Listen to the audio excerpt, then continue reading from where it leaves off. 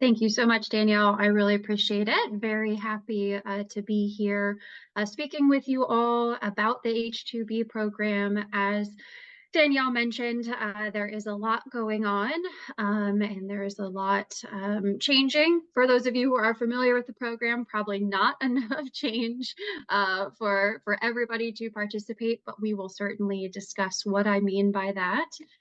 Before we get too far in, I do want to just say a little bit about Moss Labor and why it is that we are presenting to you today. I think Danielle again said it best. Our literal mission is saving American businesses.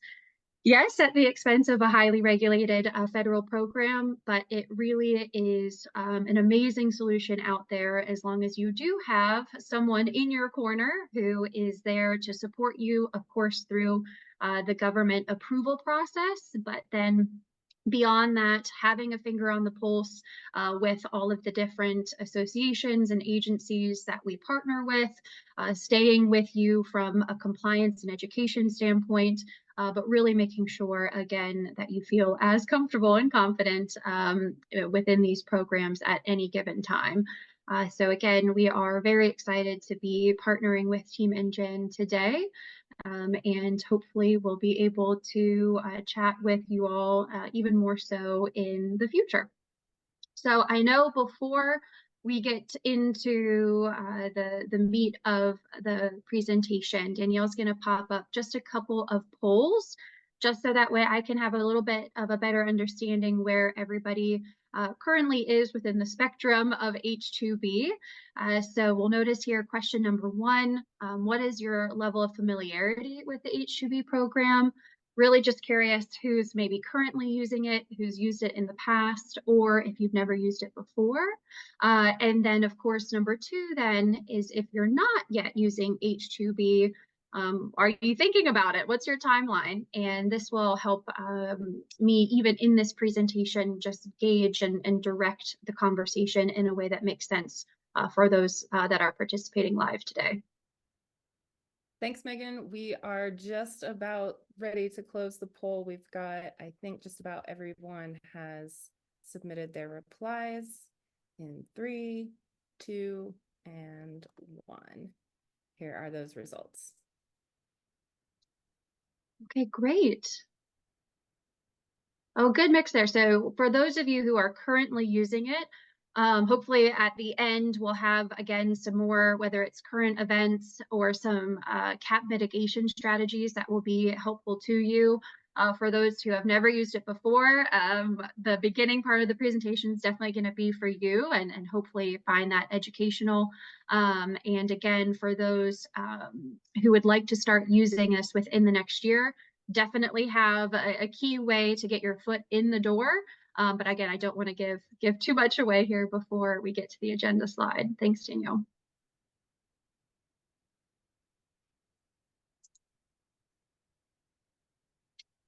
So from that perspective, what are we going to talk about today? So we are going to spend just a little bit of time with the background, sort of the program history, as well as definitions. How did we even end up here? Why are these H-2 visas a thing? Then we're going to spend a decent amount of time talking through the eligibility requirements for those that are already participating in the program. You know why those are so important, really making sure that you have a key argument there, and we'll talk about what that argument is. Then we're going to go through the process and the timeline. I guess I'm glad that nobody said, I want to get started ASAP, just because the way that the process and the overall timeline works. That's not necessarily a possibility where we stand right now, so that's a relief, but we'll still look at how the overall filing production process works. And then, as I mentioned, we'll take a little bit of a look into what we're seeing so far here at the tail end, or the second half of fiscal year 24. And then, of course, what does that look like in fiscal year 25 and beyond, specifically with that CAP mitigation strategy? And so, as I mentioned, we really want to think about where did these H-2 visas even come from? And so back in 1952, with the Immigration and Nationality Act, the H-2 visa class was created for all temporary workers. And then in 86, it split with IRCA into H-2A and then H-2B. For those of you who are familiar with the two, you know that the H-2A program is designed for all temporary and seasonal agricultural labor needs. So for the ag industry, are you actively growing the commodities to maturity, at least the simple majority? And what does that look like? And certainly the H-2A workers then would be allowed to do anything that is incident to or in conjunction with that growing operation. But then for our purposes today, the H-2B program in turn was designed for all temporary non-agricultural labor needs. Absolutely, the landscaping industry has cornered the market share in terms of who's using the H-2B program. Again, since you are not necessarily growing any of the landscaping commodities that then you are ultimately installing. And so the elephant in the room, a lot of the times when we talk about the H-2B program and why timing and why process and why mitigation strategies are so important, well, here it is. The H-2B program is a capped program, meaning that there are a finite number of H-2B visas made available every government fiscal year. Government fiscal year, of course, runs October 1st through September 30th. What they have, and when I say they, government agencies involved in this process have allocated a somewhat arbitrary number of 66,000 visas per fiscal year. Those 66,000 get split into two chunks, if you will, two halves. If you're an employer with a start date, meaning when you want your workers to arrive, October 1st through March 31st, you're going to apply for the first half. If you have a start date of April 1st through September 30th, you're going to apply for the second half. As you can imagine, 66,000 is just not enough. The demand has far exceeded that availability of the visas, which is why, again, strategy becomes such an important part of this overall process, especially keeping in mind that Department of Labor, who is one of the first government agencies that is involved in this overall certification process, they process said paperwork in order of start dates. So we've really seen a lot of polarization with employers just trying to get as close to the front of the line as possible within those two halves. So we really see a big jump in these applications for literally an October 1st start date or an April 1st start date. And again, we'll get a little bit deeper into those implications a little bit later into the presentation. And so this is really important when we think about overall eligibility for the H-2B program. There are technically 3 thresholds of eligibility for H-2B, but the number one piece that all employers need to keep in mind is that you have to be temporary in terms of your operation. And so there's 2 ways of thinking about this: seasonal and peak load.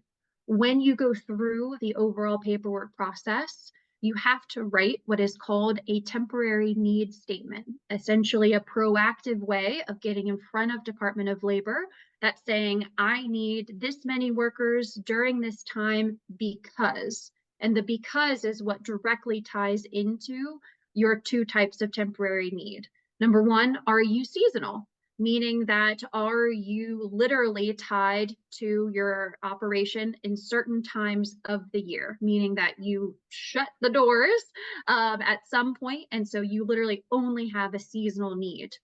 Peak load is what we see used most often in this program, which alludes to the fact that you essentially have an all year round operation. However, there is a peak load where your labor need is far and above that of normal levels.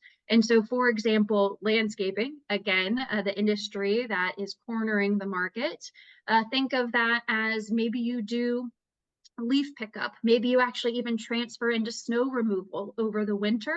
You keep your doors open all year round. But based on your operation, you have peak in terms of the peaks and valleys for spring, summer, and fall. Therefore, you would be applying for what's called a peak load. The other two eligibility requirements is that, again, in that temporary need statement, we need to make sure that we're requesting a bona fide need for the number of workers. So how do we supplement that? Whether it's looking at contracts, whether it's looking at historical payroll, looking at man hours, the number of folks that you are requesting has to make sense for your particular operation. And again, we have to bolster that need. And then the last piece here, of course, is we have to make sure that by participating in the H-2B program, that we're not adversely affecting similarly employed U.S. workers, again, in terms of job opportunities, wages, and working conditions. So all three of these threshold requirements are evaluated in terms of that labor market test, which is the first stage of the overall process. And so when we take a bigger, sort of more overarching look at what are then the requirements by way of being an H-2B employer, yes, we have the bona fide need. Yes, we have the seasonal peak load. We know that there's not only that we are not going to adversely affect U.S. workers, but we also have to participate in positive U.S. recruitment. But there is a set wage that you must pay for this program. It is one of three things, whichever is the highest, conveniently so. Most cases, it's what's called the prevailing wage. The prevailing wage is a combination of your specific job duties coupled with the counties in which the work is taking place. So we get this question quite a bit. Well, what happens if I win a contract outside of the counties that I've disclosed on my application and part of the prevailing wage? In that case, unfortunately, the H-2B specific workers would not be able to take on that contract. Again, the Department of Labor wants to ensure that we're paying a fair wage to these H-2B workers. And so that's why it is so imperative that the wage itself is tied not only to those job duties, but where the work is taking place. So at least from an employer perspective, you know that the wage should not be coming out of left field because, again, it is tied so directly to your specific area. The other two potential wages, if your state minimum wage happens to be higher than the prevailing wage, you would pay that. Or if you are a part of a collective bargaining unit or have union representation, we certainly want to make sure that we get them involved in the process as well. Another requirement for an employer is that you do have to offer a minimum number of hours per the contract. It is a little bit convoluted, but it's called the 3/4 guarantee. And so when we look at your contract as a whole, we are going to ask for what is your average weekly work hours amount. Yes, we know that that's going to ebb and flow, but if you had to post a schedule, what does that look like? We take that average weekly number of hours and then multiply it by 12-week chunks within your contract period. The reason it's called 3/4 guarantee is that you as an employer need to be ensuring that you're crossing that 75%, that 3/4 threshold of those average hours in each 12-week period of your contract to meet the overall requirements. And so it really is twofold. Number one, protecting the workers that they know that they're going to at least work a certain number of hours. But then from your perspective as an employer too, it allows for that ebb and flow. You're not held to a very strict number of hours each and every pay period. It allows for whether it's weather, whether it's season, whether it's just fluctuation in your clients, to have that flexibility. The last piece here, of course, is travel. As an employer, you are responsible for both inbound and outbound transportation. So that means least cost common carrier, or the most economical way of getting those workers to you, is what you are on the hook for either paying in advance or reimbursing when the workers arrive. Now, there are some FLSA, Fair Labor Standard Act, implications within that. So we certainly recommend reimbursing that travel just as soon as possible, because it can be considered a deduction, and minimum wage comes into play. So long story short, have to cover inbound and outbound transportation, as well as ensure that you are getting that reimbursed just as soon as possible within the contract period. Some other items that aren't necessarily on that slide, but still keep in mind, as an employer, you do pay all visa-related costs, which at this point has gone up the past fiscal year to $205 for the machine-readable visa. So if you see MRV fee, that's what that stands for, as well as a border crossing fee. You are not, as an employer, responsible for any passport fees. When you think about, okay, well, the worker, I'm responsible for inbound travel, but you also have to factor in the fact that it's really as soon as they leave their front door, getting to their consular appointment, if there's any stayover while they're at the consulate, as well as a daily subsistence rate, which is for this year $15.88 per day. So just making sure that it's, let's say, not just a bus ticket, but factoring in those items as well. And then it goes without saying, since we are participating in a federal visa program, that document retention is key. So whether that's payroll, contract disclosure, onboarding documents, everything is really involved in staying in compliance. And so again, hopefully, if you're going through this process, you're not alone. Maybe you are using an agent or an attorney to help you.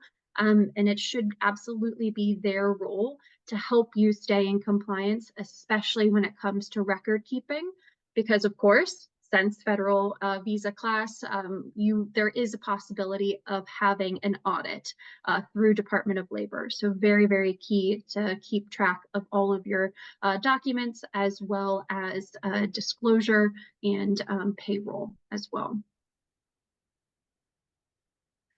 Switching gears now a little bit into the overall filing process and sort of why it takes as long as it does. And so overarchingly, we certainly recommend that employers should really think about this program at least 180 days in advance. Well, why that number? Really, it's because we would love to get the process started at the 150-day mark. And what that really means, as you can see in these different icons, is that we need to file with the US Department of Labor at day 90. That is the first possible day to file your 9142B. And as it goes without saying, since there is a finite number of visas and you have to go through Department of Labor first, you'd certainly want to be submitting that paperwork the first day possible. Well, what happens prior to that? The prevailing wage determination is, again, the wage that you will be paying for this program, but Department of Labor has to bless that wage, if you will, and that happens through that PWD, the prevailing wage determination. And Department of Labor can take up to, or reserves the right to take up to 60 days. So if we want to make sure that we are pressing send on the Department of Labor H-2B application, then let's go ahead and ensure that we're also accounting for that full 60-day window for the prevailing wage determination, which puts us at that day 150. Some additional things to keep in mind when we're going through the filing process is that when we submit then to the US Department of Labor, that also starts all of that positive recruitment process that we were talking about. So in terms of ensuring that we're keeping track through our recruitment report, that we are extending basically asking any former US employees who were maybe laid off in the previous year to return to the job. Are we ensuring that we are at least interviewing any US worker that is referred back to us? Are we offering employment? And that goes all the way through up until 21 days prior to the H-2B worker arrival. Then when we move on to the next section, of course, when we're thinking about U.S. Citizen and Immigration Services filing that I-129, this is again when CIS is reviewing the petition. It's really important, again, that we are having as impeccable paperwork as possible, crossing all of the T's, dotting all of the I's to ensure that we get out of and we receive the NOAA, the Notice of Acceptance from Department of Labor, as CIS is ultimately the agency that is the gatekeeper of the visas, if you will. That, of course, takes us all the way down to 15 days prior, which then starts the consular processing piece, which is where, of course, your workers are going to be having their consular appointments, getting their visa, and then ultimately coming to you up and arriving safely there.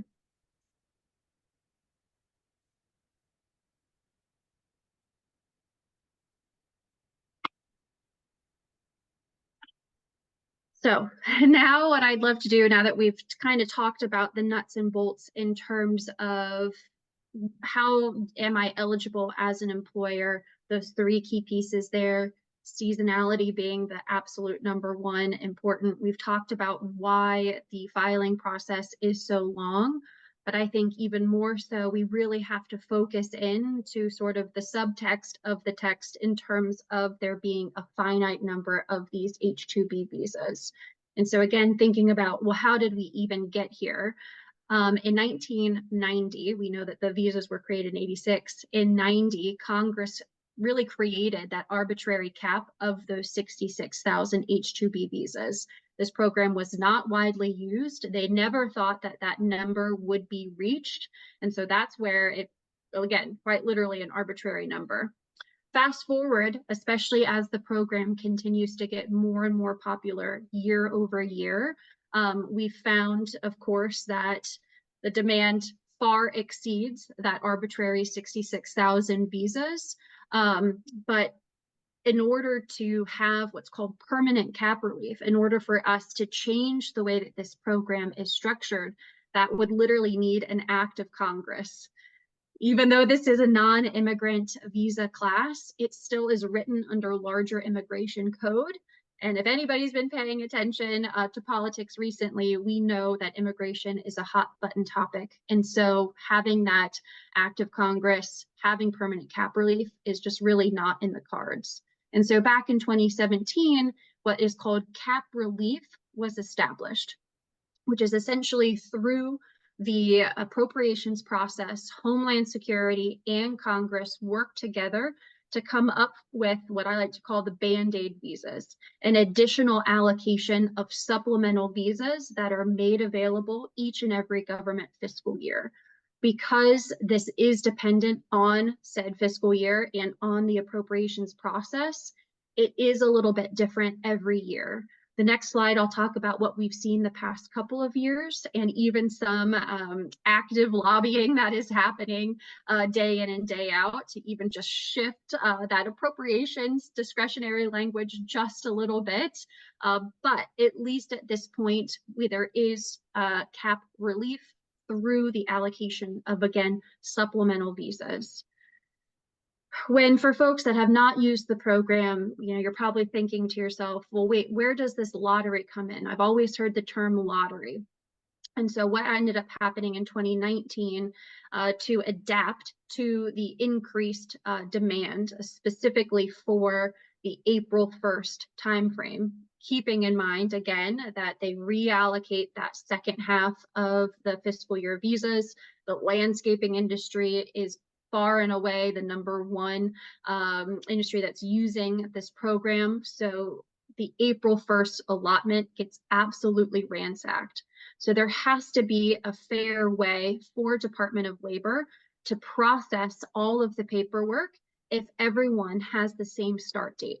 Again, keep in mind that Department of Labor has to process paperwork in order of start date. So again, what happens when everyone is requesting the same thing? Enter into the lottery. And so it is truly a randomized process. Anybody that is applying starting this year within the 3-day window of again, in this case, January 1st, 90 days in advance of the April 1st start date, will be assigned a random lottery group. And again, that lottery group in turn is the order in which Department of Labor will process your paperwork. Why that is ultimately so important, of course, is that we want to get out of the Department of Labor process as quickly as possible, sort of like passing go in Monopoly, because Department of Labor will certainly certify and go through every application that they have, but it's Citizen and Immigration Services that is the gatekeeper of those visas. We want to pass go and get to them as soon as possible in order to be allocated the visa. And so that's why the lottery can ultimately become so incredibly frustrating to a lot of folks, is because number one, it is completely random. And number two, it absolutely dictates your overall success in terms of getting your visas allocated within that half of the government fiscal year.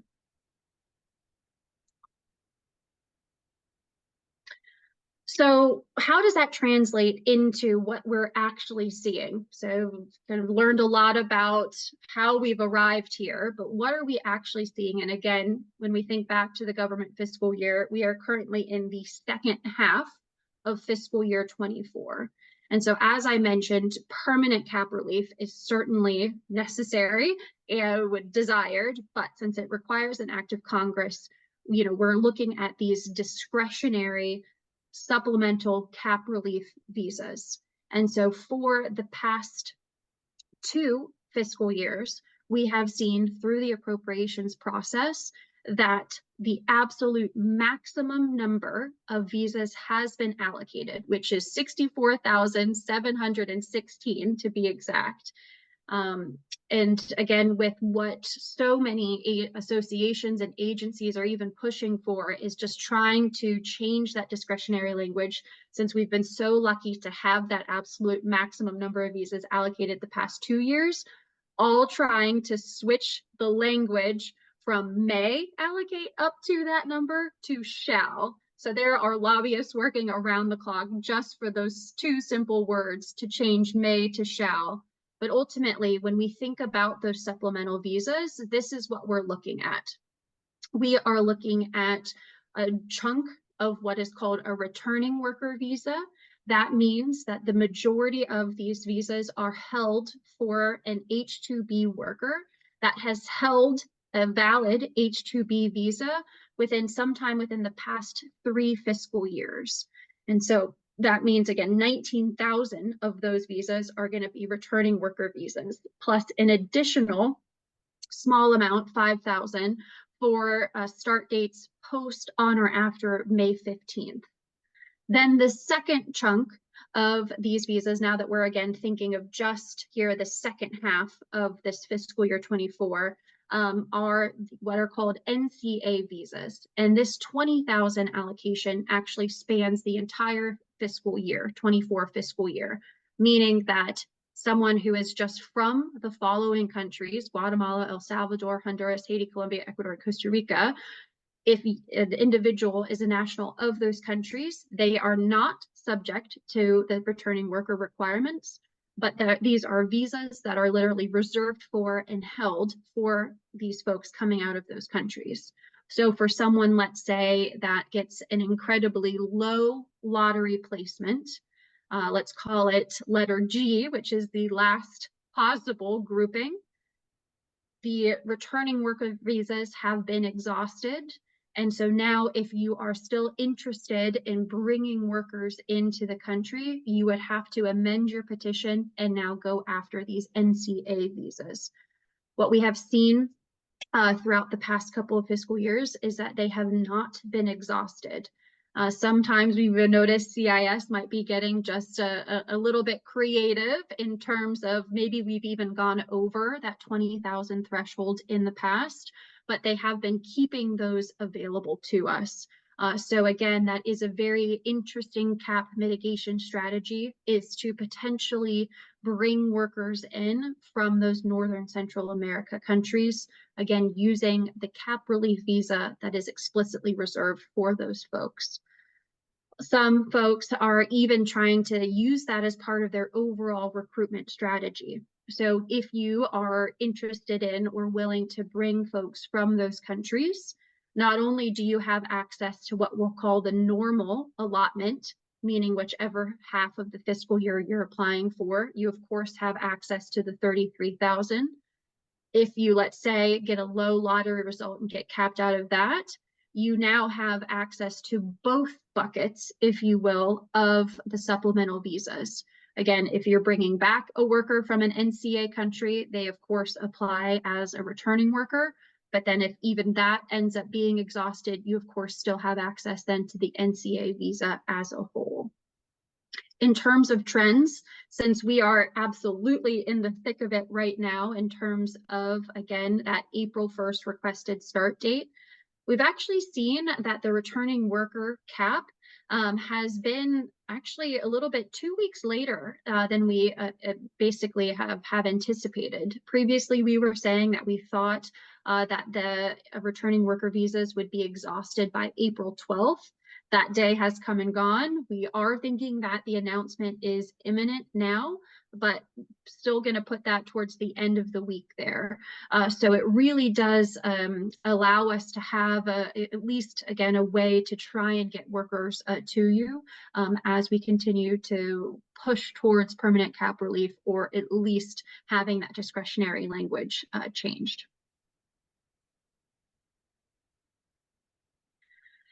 And so this leads me into probably a trend that we are seeing far and above more than we ever have in the past. And this is what we call the October strategy. This is available to folks really within those three different options as you're seeing below. What this really means is that as an employer, you would be going through the administrative process at the start of the government fiscal year, meaning maybe it's the tail end of your season. Maybe you have some additional fall cleanup. Maybe you are, again, trying to get into the program for the first time. What you would ultimately end up doing is go through this approval process, try and go for the tail end of your season. Let's say overarchingly, your busy season on paper is March through December 1st. We would go ahead and get you through this process for an October 1st arrival. You would still send them home December 1st. Again, your overarching seasonal argument is paramount. But what that ends up doing is twofold. Number one, the October timeframe is just less crowded. There are far fewer folks requesting an October start date than there are, of course, as we've mentioned, for the second half of the fiscal year due to who's using the program. So your barrier to entry is much lower in terms of the availability. But the key piece here, and why so many folks are willing to go through this process, is that even though you have to send your workers home for your off season, we never want to upset the apple cart in terms of that argument. When you go as the employer to reapply in the spring, those workers who you would have brought in October are what's considered cap exempt, because they would have already been allocated their visa within that same government fiscal year.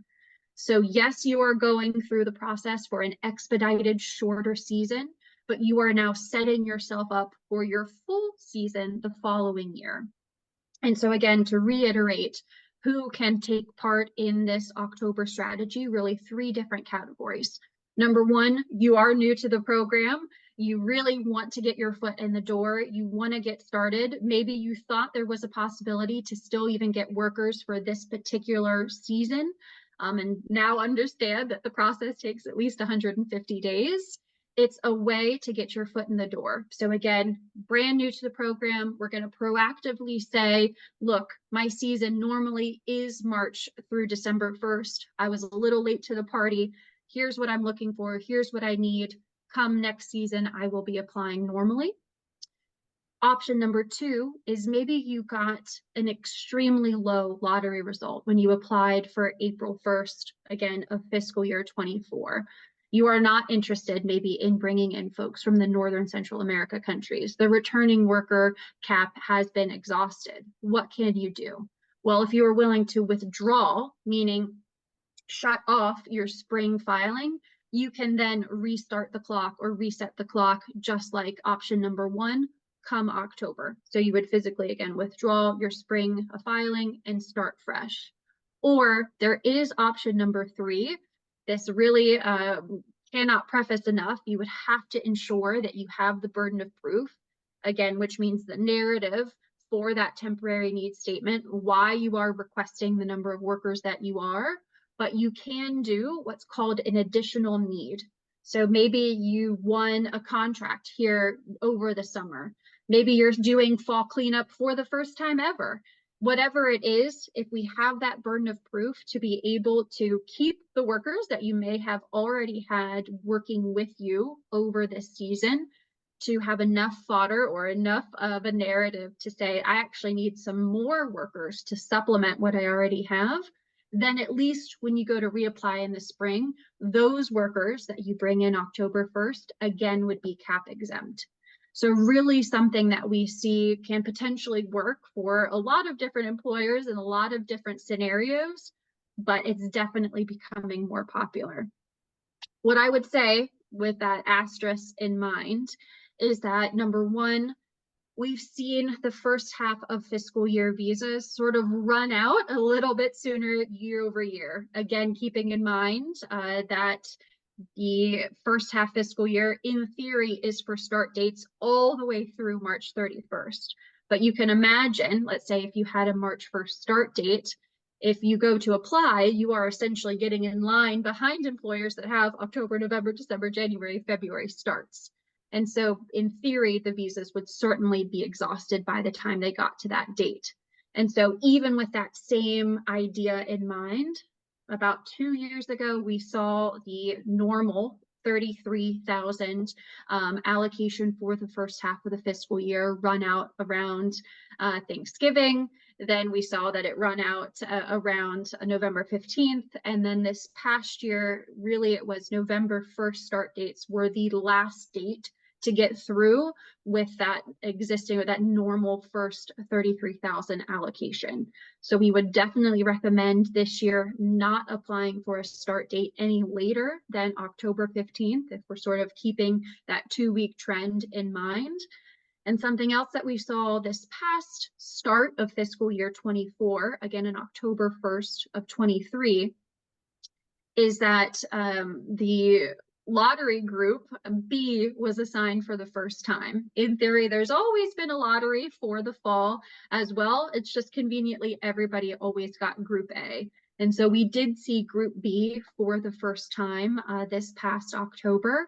So what does that translate to moving forward? We do not feel as though fiscal year 25, so October 1st of 2024, we do not feel as though anybody requesting the October 1st dates would ever be capped out, but we do feel as though Group B is absolutely going to be happening, potentially even a Group C. So while the visas should remain available, you might just see a bit of a slowdown in terms of processing and then maybe even consular availability, just as more and more folks are sort of joining the party in terms of this particular strategy. With that being said, before I move off of this, just to make it very clear, if some folks are thinking, ooh, this might be something I want to take advantage of, definitely recommend it. Again, getting your foot in the door. So many folks are really moving towards this solution. We are right where we need to be, again, if we're thinking about the timeline, because for an October 1st start date, in theory, we should be submitting that prevailing wage determination by May 1st. So again, looking at today's date while we're doing this live, April 17th, we are right where we need to be to potentially get this process started. So with that being said, I'd love to answer any questions that folks have. This is my personal contact information. Very, very happy to answer any questions directly. That's my email, the phone number with the extension. Please let me know how I can help. again, definitely my job to answer questions about your operation specifically. So if you happen to have them now, great. Or if you'd prefer to just ask them individually, I absolutely welcome you sending either an email or giving me a call. I'm very glad to help. Well, thanks, Megan, so much. My brain is just absolutely buzzing with all of the information that you just shared with us, as I imagine our attendees are as well. So I'll give them a few minutes to kind of collect their thoughts and send in any questions that they may have. You all can just enter those in through the chat, or you can use the Q&A function, whatever you're most comfortable with. I did have a couple come in while you were presenting. So the first one is an interesting question about requesting specific workers. So do participants in the program have the ability to make a request for specific workers?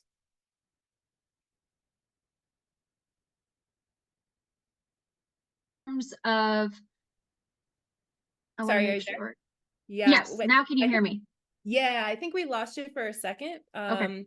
So I'll just repeat the question really, which is, do participants in the H-2B program have the ability to request specific workers? The answer is yes. So when we think about the overall process, ideally we'd be going through this with what's called an unnamed petition. So when we get to Citizen and Immigration Services, and then ultimately when we are then going to the last process of scheduling the consular appointments, we can, let's say, as your agent with Moss Labor, working through our operations team and our worker facilitators, in theory, you can kind of understand what's happening behind the curtain and recruit, screen, handle contract disclosure, and really go after specific people without having to do what's called a named petition.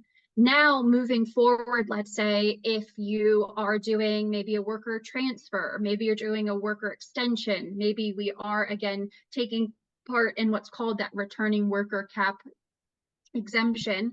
That means that we are going to physically request specific people due to their visa status in advance. So from that perspective, we would do what's called a named petition, where we are explicitly sending through CIS a list of folks that we're targeting. That does change the paperwork process ever so slightly, but just know whether it's in any direction, in terms of doing an unnamed petition, still knowing exactly who you want to bring, or doing a named petition, there is a way to request very specific workers. And I would say that that absolutely is the goal of the program, if you will, to create a foundational crew, to have the same folks come back year over year, to have them hit the ground running, to keep those relationships going. So yes, you can request specific people. Awesome, thank you. We do have another question. Before I get into that, I'm going to launch another poll right now, and that's just asking if you'd like to be signed up for Moss Labor's newsletter. So you can participate in that poll right now, and we'll get you all signed up. But in the meantime, Lucy asked, how many visas have you seen be awarded on average for a mid-sized company? They have around 400 employees right now. So again, it's there, for whatever reason, there's always been a bit of a misconception in terms of, if I want 10 workers, I better request 20. And that really should not be the case. Again, when we are doing that temporary need statement, we are, with that burden of proof, having to think about, okay, whether it's the number of contracts, whether it's the number of man hours, really make sure that that fits for your operation. So it's a really good question, but really nobody else can answer that but you. You know, what are you lacking? Was your your overtime through the roof last year? Would have helped to have even, again, 5, 10, 30 more workers to help alleviate that. Department of Labor is going to, again, look at your operation specifically. So if I was a mom and pop landscaper where I had, 5 employees, if I go to request 200 workers, you better believe I must have scored a massive contract, and I better have that proof available to send in with my temp need statement. So it is a really good question. I don't want to seem like I'm passing off or getting out of this easy. It's whatever makes sense for your company. And again, as long as we can have that bona fide need to be able to prove why we're asking for that particular number. Excellent. That all makes sense to me. Yes, thank you. So I don't see any more questions coming in on the chat, but that doesn't mean that you can't contact Megan with questions as they come up. So take down this information. I will also be sending an email later today with the recording of today's presentation, as well as access to Megan's slides. So you can always reach out to her with more questions and explore the services that Moss Labor provides in helping you navigate through this difficult, perplexing program. And again, and thank you, Danielle. And even to the point of this poll, we have, when we say newsletter, we have our in-house counsel is constantly writing, if you want to call them a blog, just informational packages. We've got sort of what are we seeing, what are we feeling, what are the trends. And so that's really all it is with the newsletter, just keeping you abreast of anything that we might be seeing, hearing, feeling in terms of the H-2 programs. Before we conclude, I did see a couple more questions come in, not Sure. in the chat, but in the Q&A section. So they're asking if Moss Labor helps with the application process and the fee to apply for H-2B workers. Yeah, and so, and this will be included when I send over the slides, but I'll go ahead and just conveniently, I have this one extra slide for everybody here. So the answer is yes. Moss Labor is considered a non-attorney agent. So we are going to, number one, pair each and every one of our clients with what's called a dedicated case manager. That is a sole resource for your operation that needs to get to know your business. How are you going to use the H-2B program this year? But we also joke Department of Labor is a little bit like the police, and what you say can will be used against you in the future. So how are you using the program, or how are you going to evolve into it or grow into it? And so your case manager is getting to know your operation, and then they are physically handling the production process. So that overall sort of each step of the way on that slide that I showed, they are the ones that are handling that, ushering all of your information through. Well, I should say, of course, creating the paperwork first, ushering it through the process. And then what we also do is then stay on with you in a consultative capacity once your workers arrive. So, if you're really thinking about it, the H-2B program starts when the workers show up at your operation. So we stay on in that education compliance focus, a little bit of an extension of your HR capacity there with your case manager. And then we also provide ongoing audit support as well. So the answer is yes, we do this. I'd be very happy to send over our fee schedule to you. It's not a secret. We charge what's called a fixed filing fee, meaning that there are no billable hours. We're not going to, gouge you if you wanted to call your case manager 5 times a day every day. You certainly could. So I'd be very happy to send that over to you. It's just there are government fees associated, and I don't want to open that can of worms right now, but I'll definitely send that over if you'd like to provide an email address there. Awesome, thank you. We've got a few more coming in. This one I'm actually going to take. Someone said, we use Team Engine quite a bit for texting employees, but have noticed that the Mexican phone numbers do not work for texting. And so their solution has been using an email to contact and communicate instead of via texting. So they're asking if there will be another way for communication to the H-2B workers specifically. And while it's still being developed, we're still doing research and kind of exploring the feasibility of it. At Team Engine right now, we are very actively looking into getting WhatsApp integrated into the software for that exact reason, because so much of our customer base is made up of the landscaping and green industry, and so many of them are utilizing the H-2B program. And we found that WhatsApp is how they're communicating with those workers. So that's something that we're working on quite actively. And actually, I would encourage you to reach out to your contact at Team Engine so that you can kind of share your process with them and help inform the future of that functionality. Moving on, we have another question. Megan, someone's wanting to know if you have any information on when the any information from CIS when the cap will be met. They're Yep. asking if you, So yeah, go yeah, ahead. so I was actually talking to some of my team members this morning.